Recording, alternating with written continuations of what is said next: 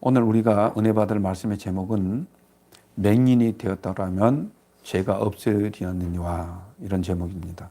그래서 예수님이 특별한 사랑을 받아 눈을 뜨게 된 이 자는 유대인들의 핍박과 박해로 출교를 당했습니다.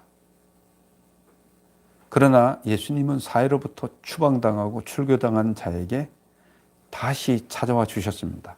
그리고 그에게 모든 환경을 이길 수 있는 믿음과 위로를 주시는 것입니다. 오늘 그 내용을 우리가 생각하면서 은혜를 받기를 원합니다. 예수님은 바리새인들이 눈뜬 자를 내어 쫓았다는 말을 듣고 예수님이 어떠한 일들을 행하시고 계십니까? 35절을 보면 예수님은 그 눈뜬 자, 다시 말해서 눈 뜨고 이웃과 또 유대인들을 통해서 박해를 받아서 출교당하고 내쫓음을 당한 그 자리에서 찾아오셔서 만나셨습니다.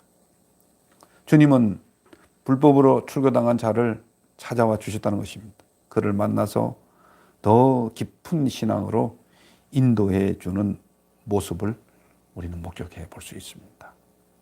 근데 여기서 우리가 한 가지 기억해야 될 것은, 우리들이 늘 기도할 때 보면 환경이 변화되게 해달라고 기도합니다. 근데 주님의 일하심은 오늘도 말씀에도 보면 그 환경을 변화시켰다는 말은 없습니다.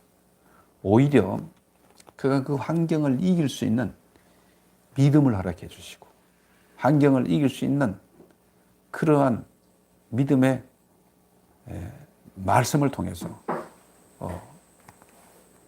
모든 문제를 해결해 나가는 모습을 여기서 우리가 볼 수 있습니다. 그래서 주님은 그에게 묻는 말이 있습니다.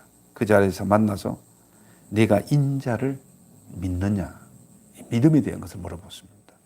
이렇게 예수님은 그의 믿음의 수준을 높일 수 있는 좋은 기회를 지금 제공하고 있습니다. 지금까지 눈을 뜬 자는 예수님을 그저 선지자로 알았고, 또한 혹은 하나님께로부터 온 자, 그냥 그 정도로 알았습니다. 그런데 예수님은 이 사람이 자신을 이 세상에 온 인자로 진정 알기를 원했습니다.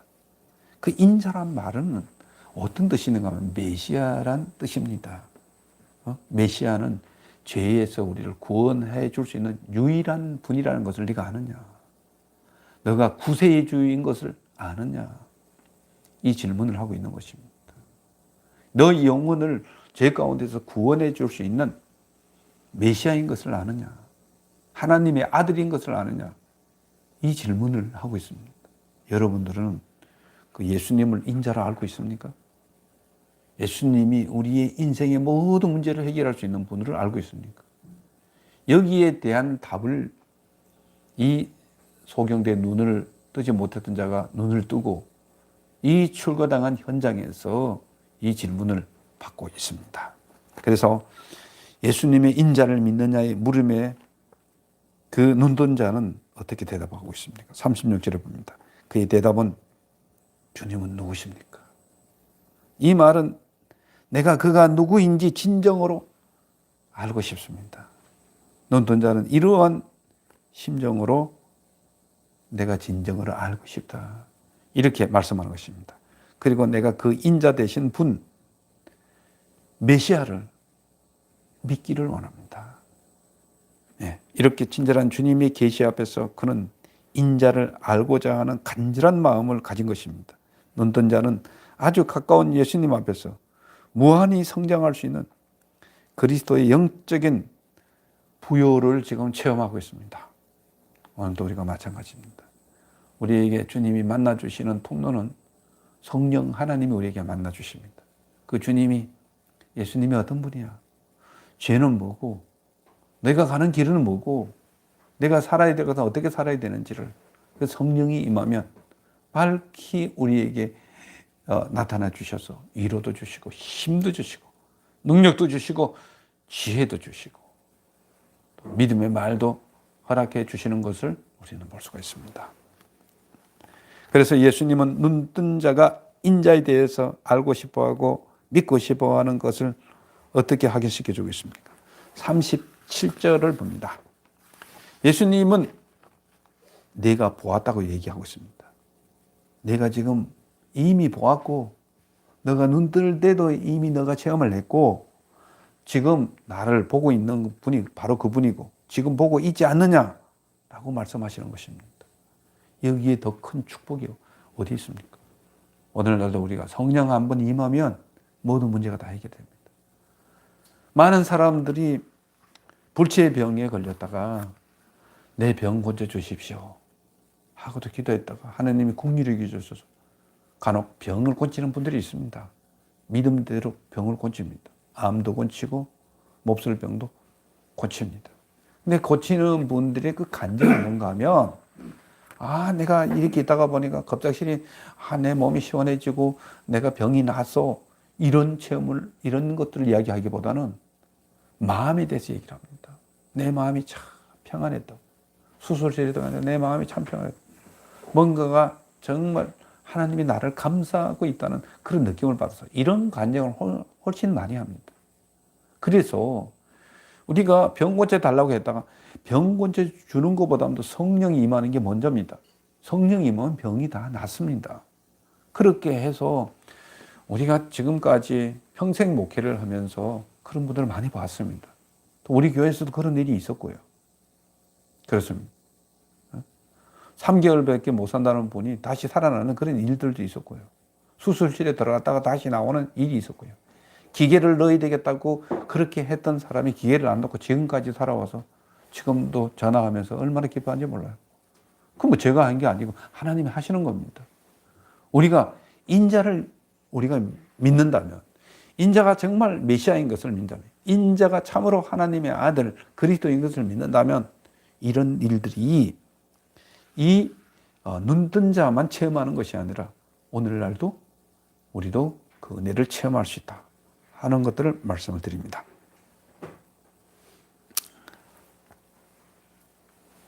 그리고 내가 진정 알고 싶어하는 인자가 바로 너와 말하는 자가 그 인자다. 내가 지금 너하고 지금 말하고 있는데 바로 그라고 얘기를 하고 있습니다. 자신을 자기 계시를 지금 하고 있는 것입니다. 다시 말씀드리면 지금 말하고 상대하고 있는 내가 바로 인자야. 내가 바로 메시아야. 직접 보여주고 있는 것이지요. 여러분들이 잘 아는 예수님의 제자 중에 도마라고 있었습니다. 근데 제자들이 예수님이 십자가에 죽으셨다가 부활하시고 살아셨다 하니까 믿지를 못했습니다. 근데 예수님이 숨어서 유대인들에게 잡힐까 숨어서 두려워하고 있는 그 다락방에 찾아오셔서 주님이 어떻게 도마에게 직접 계시를 해주셨습니까? 내가 못 박혀 죽으신 그 예수님이야 하고 뭘 보여주셨습니까? 내가 못 박혔던 손을 보여줬습니다. 그리고 만져봐. 그리고 음식을 가져봐. 먹으셨습니다. 나는 이렇게 완벽하게 내가 살아있다는 것을 보여주셨습니다.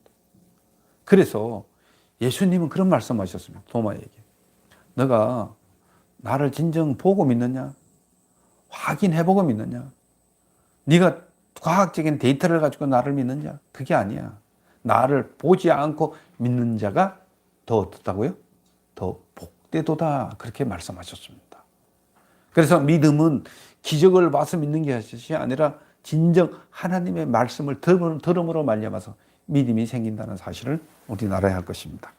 그래서 눈뜬 자는 예수님을 직접 만나고 느끼고 체험한 것에 대해서 어떤 고백을 하고 있습니까? 또 주님 앞에 어떻게 그런 경배를 하고 있습니까? 38절을 봅니다. 이와 같은 예수님의 자기 계시에 대해 눈뜬 자는 내가 믿나이다 고백을 합니다. 진정 내가 믿습니다.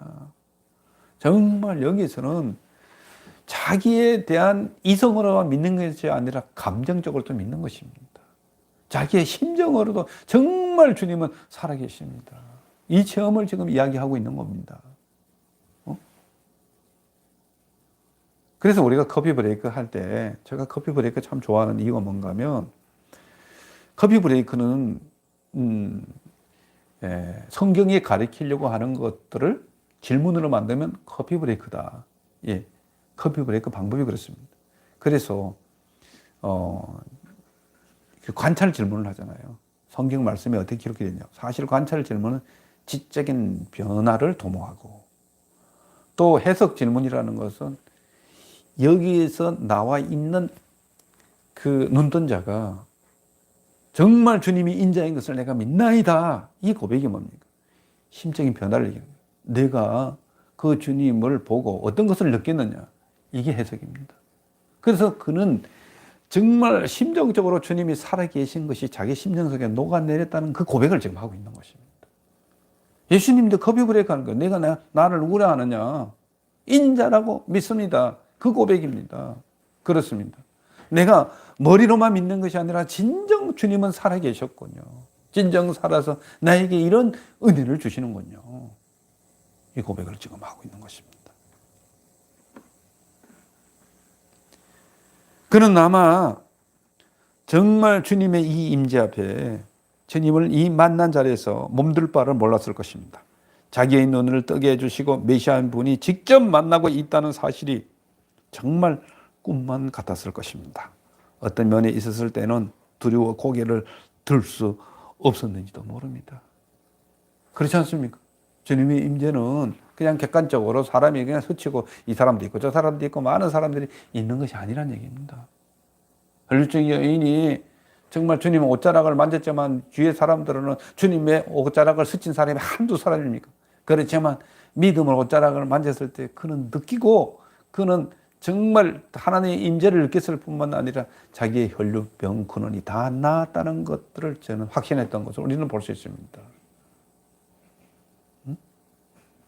그리고 그는 주님 앞에 또 이 일로 인해서 내가 믿나이다 하고 주님을 어떻게 경배하고 있습니까? 여기에 보면 절하여 경배했다고 해요. 절하였다는 말은 절하여 경배한다는 것입니다. 이 유대인들, 이 당시에 주님을 경외하는 데서는 절을 하면은 엎드리잖아요. 절을 하면 숙이잖아요. 이것은요, 엄청난 경외의 대상에는 이렇게 하지 않습니다. 그는 바로 엎드려서 고개를 들 수 없다고 이야기했습니다. 절하여 그를 경외했다고 얘기를 하고 있습니다. 경외하니까 경외라는 것을 얘기할 때 그건 너무 놀란 거죠. 이런 분이 내게 계시다니. 이런 체험을 하더니 놀라서 아마 저는 눈물을 흘렸을 것이다 아는 글은 쓰고 싶지 않아요. 놀라면 눈물도 못 흘립니다. 그냥 벙쪄 있는 거죠. 이 사실입니다. 이런 가운데 주님을 경외하고. 그건 경외라는 영어 단어가 원래 그런 거고요. fear라는 영어 단어가 원래 그렇잖아요. 자, 여기 이런 것들을 또 어디서 우리 찾아볼 수가 있습니까? 누가복음 5장 1절에 11절에 보면 예수님이 게네사렛 호숫가에서 베드로와 그 제자들이 정말 밤새도록 고기를 잡다가 고기를 잡지 못해서 새벽녘에 지친 모습으로 그물을 씻고 있었을 때에 찾아오셔서 주님 말씀하셨어요. 말씀을 들려주시고 베드로에게 뭐라고 명령했습니까? 그 그물을 어디에 던지라고요? 바다 깊은 곳에가 던져봐라. 그래서 깊은 곳에 던졌을 때 고기가 얼마나 많이 잡혔는지 그물이 찢어질 정도로 많이 잡았다고 했습니다. 그래서 정말 같은 동료들을 다 불러서 그 고기를 잡아서 놓고 주님 앞에 섰을 때 베드로의 고백이 있습니다. 그 베드로가 뭐를 고백합니까? 주여, 나를 떠나소서. 나는 죄인입니다. 내가 고개를 들 수가 없습니다. 주님의 임재 앞에서, 주님의 빛 앞에서 어둠이 확 비춰진 겁니다. 주님의 임재 앞에서 자기 자신이 얼마나 초라하고 자기 자신이 얼마나 믿음이 없고 못된 사람인지를 알게 됐어요. 주여, 나를 떠나소서. 내가 감당할 수 없습니다. 나는 죄인입니다. 나를 떠나소서. 이 고백을 합니다. 아마 여기에 있는 이 눈뜬 이 자도 주님을 임재를 체험하고 이 엎드렸다는 것은 아마 그런 심정이 아니었겠는가 하는 생각을 한번 해봅니다. 그래서 절하여 경배했다고 이야기를 하고 있는 것입니다. 그래서 눈뜬 자의 고백과 경배가 이어지는 가운데 주님이 선포하시는 말씀이 있습니까? 뭐라고 선포하십니까? 39절에 봅니다. 예수님은 내가 심판하러 이 세상에 왔다고 말씀을 하고 있는 것입니다. 근데 어쩌면은 이 조직신학을 보면은 주님이 초림은 심판하러 오신 것이 아니라 정말 구원하러 오셨는데 왜 심판이란 말을 썼을까? 근데 이 말은 좀 비약이지만은 이 지금 메시지를 듣고 있는 그 옆에 그 둘레에 누가 있었다고 얘기하고 있습니다. 바리새인들이 있고 유대인들이 있었습니다. 그들을 경고하는 말씀입니다. 응? 경고하는 말씀이에요. 너희들이 선생된 자로서, 너희들이 율법학자로서, 너희들이 모든 사람들을 갖다가 신앙으로 인도하는 사람으로서 하는 형태가 오히려 소경을 인도하는 그런 꼴이야 하는 것들을 아셨기 때문에 이 말씀을 지금 하는 것입니다. 그래서 이들을 상대해서 심판한다는 것입니다. 여기서 예수님이 심판하는 기준은 무엇입니까? 예, 보지 못하는 자는 보게 한다는 것입니다.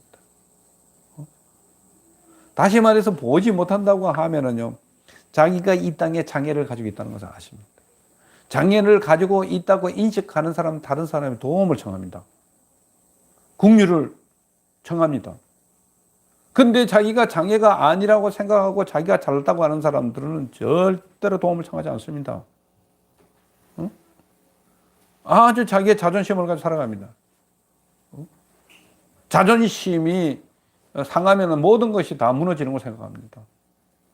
그리고 절대로 누구에게 가서 손 벌리거나 겸손한 모습을 찾아볼 수 없는 것입니다. 그렇기 때문에 장애를 가지고 있으면 내가 이 땅을 살아가면서 어떤 사람이 은혜를 받습니까? 내가 죄인인 것과 내가 부족한 것과 내가 뭔지 모르게 연약함과 내가 뭔지 모르게 도움을 청하지 않으면 살아갈 수 없다는 그 인생을 얘기하는 것입니다. 주님은 이런 자에게 은혜를 베푸십니다. 교만은 패망의 선봉이라 했고 교만한 자에게 은혜를 베푸지 않습니다. 주님은 겸손한 자에게 은혜를 베푸신다고 말씀하셨습니다. 이 이야기입니다. 그래서 예수님께서는 죄인으로 타락한 인생을 살아간 인류를 소경이라고 말씀하시는 것입니다. 그 이유는 사람의 육안은 표준이 될 수가 없는 것입니다. 우리의 육안은 어떤 차원에서 짐승의 눈만도 못하다고 볼 수 있습니다. 우리의 코는 짐승의 코만도 못할 수가 있습니다. 예를 들면 매는 여러 심리 밖에 있는 작은 물체도 밝게 본다고 합니다. 그렇지만 우리가 그렇게 해야 됩니까? 정말 개는 후각을 가지고 있으면서 기가 막히게 모든 것을 판별해냅니다. 마약범인지 뭔지 다 합니다. 근데 우리는 우리의 육감을 가지고는 이 동물보다도 뒤떨어집니다. 이걸 가지고 안다고 우리가 할 수 있습니까? 주님은 그것보다도 뛰어난 우리에게 영안을 허락해 주셨는데 범죄함으로 말미암아서 우리의 영안의 눈이 감겨져 있는 것입니다. 영안이 밝다면 사람을 사랑합니다. 영안이 밝다면 하나님을 경외합니다. 나보다 남을 낮게 여기는 하나님의 성품이 거기 저기 녹아져 있는 것을 볼 수 있습니다. 우리가 구원을 받고 영안이 떠졌다는 것은 바로 그와 같은 것입니다. 우리가 다른 사람을 사랑할 수 있다면, 원수를 축복하고 사랑할 수가 있다면요, 우리 인생이 밝아집니다. 근데 자꾸 미운 놈이 자꾸 눈에 띄고 어딘지 모르게 자꾸 기분 나쁨이 우리의 마음을 사로잡는다고 생각하면 그 인생이 가장 불행한 인생입니다. 평생을 살아가면서 남한테 베풀지도 모르고 정말 우리가 누워서 얻어먹는 거지에게 정말 100원짜리 하나 줄 줄 모르는 그런 인생이라면 그것이야말로 불쌍한 인생이 아닐까요? 우리는 가지고 있을 때 베푸는 눈을 떠야 됩니다. 그런 영안이 떠져야 되는 것입니다. 사랑할 수 있는 영안이 떠지기를 원하시는 것입니다. 이런 영안이 떠지지 못한 이 인생을, 죄된 인생을, 그리스도가 없는 죄된 인생을 소경이다, 앞을 보지 못한다, 맹인이다, 이렇게 얘기하는 것입니다. 예수님이 말씀하시는 사람의 눈의 표정은 심령의 눈을 뜨는 것을 말씀하시는 것입니다. 심령의 눈은 하나님의 보기를 목적으로 삼는 것입니다. 하나님을 볼 줄 아는 눈이 있으면 이것도 볼 수가 있습니다. 심령이 하나님을 보기 전에는 소경님을 면치 못하는 것입니다. 왜냐고요? 성경은 이 인생을 이렇게 표현하고 있습니다. 만물보다 심히 부패한 것이 사람의 마음이라고 얘기하고 있습니다. 마음이 하나님을 만나지 못했을 때는 그 안에서 좋은 마음이 나올 수 없다는 것입니다. 어린 아이들부터 악한 게 있습니다. 그래서 우리가 본능적으로 살면 우리 속에서 나오는 게 화가 나오고, 본능적으로 살면 우리 속에서 늘 피해의식이 나오는 것입니다. 감사는 찾아볼 수 없어요. 모든 것이 조건에 의해서 움직여지는 것입니다. 근데 하나님은 이 땅에 오셔서 무조건 우리를 사랑하셨습니다. 그 성령이 우리 속에 들어오면 저 사람은 나하고 어떤 관계가 없어도 저 사람이 나보다 못하고 저 사람이 불쌍한 인생이면 우리의 행복한 인생이 불쌍한 인생을 도와주게끔 되어 있습니다. 이게 하나님의 법칙인 것입니다. 우리가 구원받지 못했을 때는 이런 것이 우리 속에 아무것도 없었다는 것입니다. 그래서 주님은 보는 자들은 맹인이 되게 하겠다. 이 이야기는 무엇입니까? 이것을 우리가 잘 이해를 해야 되는 것입니다. 우리가 정말 하나님을 볼 줄 알고 이웃을 볼 수 있는 눈이면 괜찮죠. 자기들이 보는 눈을 뭡니까? 여기서는 교만한 눈을 이야기하는 것입니다. 자존심의 눈을 생각하는 것입니다. 자기들이 본다고 생각하고, 우리는 율법의 선생이라고 생각하고, 우리는 성경을 가리킨다고 자부하는 이 유대 지도자들을 향해서, 모는 자들, 너희 본다고 해서 낮에 쳐놓고 나를 무시하고 말이죠. 이 눈을 뜬 자는 축복은 해주지 못할 망정 그들을 내쫓아서 출교를 당해서 마치 완전히 죽음이나 다름없는 그런 출교 현장에서 살게 하는 이런 광경을 보면 주님이 얘기하는 것이죠. 이것이 너희가 올바로 정말 인생을 인도하고 있단 말인가? 이런 눈이라면 너희 맹인 되게 하겠다. 그 이야기를 지금 하고 있는 것입니다. 오늘날도 마찬가지입니다. 우리는 악은 오래가지를 못합니다. 악은 성공하지를 못합니다. 그건 망하게끔 되어 있습니다. 그래서 이 교만은 오래가지를 못합니다. 그러니까 이 나라에 대한 지도자도, 세계를 이끌고 있는 모든 지도자들도 정말 주님이 베푸신 이 사랑이 없다면, 이 인류를 볼 수 있는 이 밝은 눈이 없다면, 그가 보기에는 굉장히 능력 있게 보이고 굉장히 멋있게 보이고 추앙을 받는다 해도 그는 멸망의 대상인 것들을 이야기하고 싶은 것입니다. 다시 말해서 자기 자신을 지도자로, 기득권자로 여기며 스스로 자기 의에 빠져있는 자들을 말하는 유대인들, 바로 이 바리새인들이야말로 너희들이 눈먼 자야, 맹인이야. 그러한 눈으로 모든 것을 판단하고 평가하는 사람들은 빛 대신 주님을 발견하고 체험할 수 있는 기회마저 잃어버린다. 내가 다 가졌는데 내가 뭘 더 필요를 해? 이런 사람을 얘기하고 있는 것입니다. 내가 왜 기도해? 내가 모든 걸 가졌는데. 내가 왜 거지야? 내가 다 가졌는데. 그렇게 얘기합니다. 그래서 있는 사람은 없는 사람 뭐라게? 게으르니까 저렇게 못 살지. 이렇게 판단하는 것을 제가 봤습니다. 게으름은 누가 담배 달라고 그러니까 그것도 끊어. 능력이 없는 놈이 뭔 담배야? 이렇게 얘기하는 것도 들었습니다. 얼마나 교만한지 모릅니다. 능력이 없으면 굶어야지. 그 사람이 능력이 없으면 굶습니까? 그렇지 않습니다. 악에 취해서 굶을 수도 있고, 사회적인 제도에 의해서 바로 살려고 하다가도 굶는 사람들이 있다는 사실도 우리는 알아야 되는 것입니다. 이렇게 자기의 마음을 믿는 자는 미련한 자, 바로 맹인이라는 사실입니다. 이 사람이 바로 눈을 감은 자는 사람. 인간은 이렇게 소경인데도 자기가 본다고 말하는 유대인들을 향해서 영적인 불감증으로 인해 더 볼 수 있는 기회마저도 저버리게 된다는 비약으로 너희가 소경되겠다, 이런 말씀을 하고 있는 것입니다. 이와 같이 예수님은 내가 심판하러 이 세상에 왔으니 자신이 보지 못하는 자임을 겸손하게 시인한 자에게는 구원의 빛을 보게 하고 교만한 스스로 본다고 자랑하는 자는 영원한 어둠 속에 있게 하겠다. 이 말씀을 지금 하고 있는 것입니다. 물론 이 말씀이 참 어려운 말씀이에요. 조직신학의 관점에서, 교회신학의 관점에서는 참 어려운 거지만, 그래서 이건 너무 확대하지 말고 지금 이 상태의 예수님과 바리새인들과 또한 이 소경됐던 눈뜬 사람들 국한에서 이 말씀이 해석되어야 된다는 사실을 꼭 알아야 되는 것입니다. 이걸 다른 데서 적용시키면 안 됩니다. 예. 그래서 바리새인 중에 예수님과 함께 있던 자들은 예수님의 말씀에 어떠한 반응을 나타내고 있습니까? 그들이 어떤 반응을 나타내고 있죠? 40절에 봅니다. 그들은 예수님이 이 말씀을 듣고 그럼 우리도 맹인이란 말인가? 우리도 눈먼 자란 말인가? 정말 참 이상하네. 예수님은 우리를 눈뜬 장님으로 우리를 본다는 말인가? 얘기입니다. 무슨 얘기입니까? 그들은 정식으로 율법을 배운 율법학자요, 백성을 인도하고 모든 사람이 존경받는 우리가 어째서 맹인이냐 말인가 말이에요.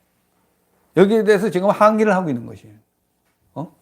말이 되는 소리를 하느냐고요. 우리가 왜 맹인입니까? 하나님 은혜 주셔서 다 우리가 공부하고 다 그런 거 아니냐고. 이 지식까지 얘기하는데 뭐라고 얘기를 하냐고. 얘기를 합니다. 예수님은 신이십니다. 하나님이십니다. 능력이십니다.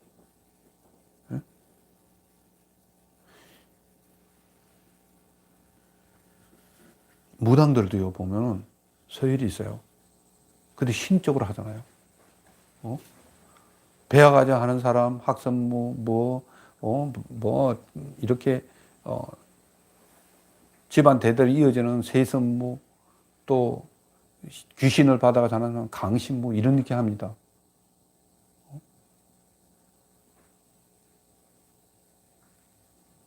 그들도 귀신이 하기 때문에 알아요, 강신무는. 작두 타는 무당이라 가지고 압니다. 그렇지만 그 모든 것에 뛰어나신 신이 바로 누구십니까? 예수님이십니다. 하나님이십니다. 그걸 한번 생각해 보십시오. 강신무가 와도 사람들이 막 그냥 쪽집게 도살하고 거기다가 그냥 절하고, 정치인들도 그를 찾아가고 막 하지만 우리가 예수님을 믿고 예수님이 영이 우리 속에 있으면요, 모든 것을 알 수 있는 능력이 있는 것입니다. 우리가 그걸 알아야 돼요. 그저 우리가 지식적으로 믿는 게 아니에요. 우리가 예수를 믿으면 하나님의 영이 우리 속에 들어온다니까. 그래서 예수님을 믿으면 우리가 신이라고 했습니다. 우리 요한복음에도 그 얘기 나옵니다. 그 얘기를 제가 하고 싶은 것입니다. 그래서 우리가 보통 이렇게 그냥 강연을 두고 가는 자리가 아니에요. 우리는 이 성령 하나님을 우리가 체험을 해야 돼. 그래야지만 능력이 있게 되는 것입니다. 전에도 늘 얘기하지만 꽁 잡는 게 뭐라고? 우리가 귀신을 잡는 것이 뭐죠? 하나님, 예수님이십니다. 그만큼 능력이 있는 것입니다.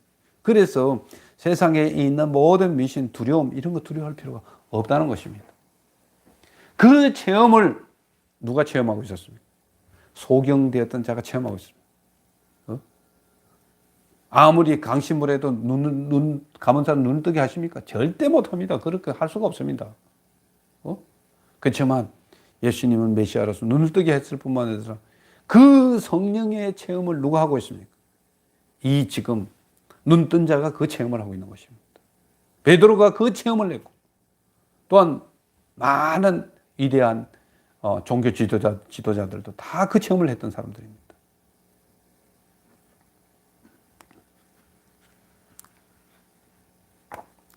그러므로 우리가 영적으로 소경이면서 소경 아니라고 하는 것은 우리 자신을 속이는 죄와 하나님을 거짓말하는 이로 여기는 죄를 범함이니라 하고서 요한일서 1장 8절, 요한일서 1장 10절에도 그 말씀을 지금 하고 있습니다. 이제 말씀을 정리합니다. 하나님의 자기 백성의 어려움을 당하는 것을 절대 묵인하시지 않습니다. 하나님이 되신 예수님의 사랑과 은혜로 눈뜬 체험과 함께 하나님의 자녀된 자가 출교되어 극심한 고난당하고 있는 가운데서 주님은 찾아와 주십니다. 예수 믿어서 너희가 이 세상에서도 너희가 손해보지 않게 하신다는 것입니다. 그리고 그에게 자기가 인자인 것과 메시아인 것을 직접 계시해 주셨습니다. 그리고 그에게 직접 말씀하시고 위로를 주시고 믿음의 힘을 주셨습니다. 주님은 주위에 지켜보고 있는 바리새인들에게 경고합니다. 차라리 맹인이었다면 죄가 없으려니와 본다고 하니 너의 죄가 그대로 있겠다고 경고하고 있습니다. 정말 여러분들도 우리가 겸손해져서 주님의 은혜를 우리가 간절히 삼하고 기도하고 있다면 하나님께서 더 놀라우신 가운데 성령 체험으로 모든 문제를 해결해 주실 것입니다.